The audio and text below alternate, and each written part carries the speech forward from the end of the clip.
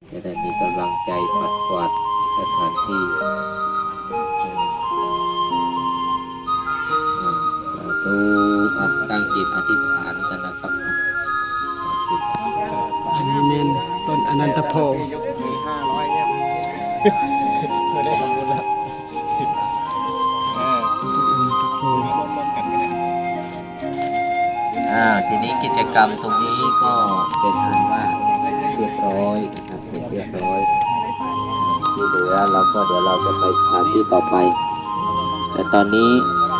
ใครปรารถนาอยากจะปฏิบัติอยากจะสักการะด้วยตนเองก็อยากจะถ่ายรูป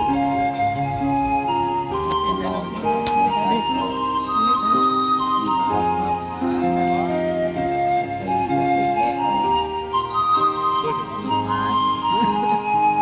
ต้นอนันตโพมีอายุกว่า 2,000 ปีแล้วต้นเก่าต้นเดิมนี่เมนต้นอนันตโพนะนี่ใน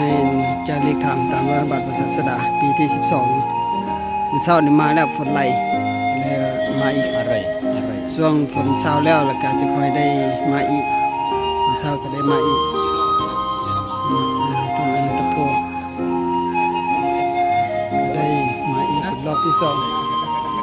เช้าไปเลย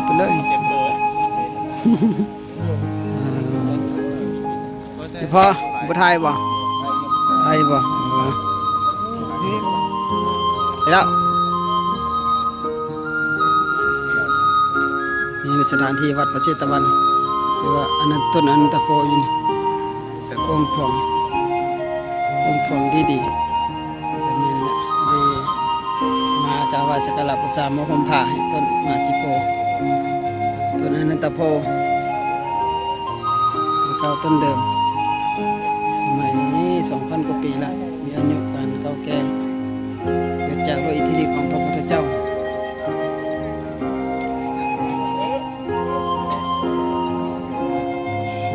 นี่ต้นเก่าต้นเดิม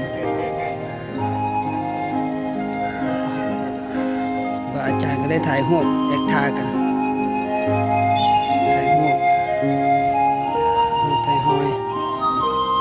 ว่าเดินได้มาทีนึงถ่ายรูปเป็นที่ระลึกบันทึกภาพบ่ไปนั่งอยู่ในบ่ไปนั่งคัตตมะอยู่ในบ่ข้างใดอยู่ข้างใดบ่พระอาสนะแล้วคือไปปูนั่งอยู่ปูไหนอยู่ล่ะนี่นั่งอยู่โน่นนี่นั่งอยู่นี่ไปได้ที่คือไปนั่งหั่นนะเอาภาพไปนั่งคัตตมะดีๆเฮ้ยคือสิบรรลุธรรมนี่ตัวนั่งเห็นแล้วมันบรรยากาศมีครูบาอาจารย์ก็ทายกันพ่อนนท์กับวัดใหม่ทำด้วยกัน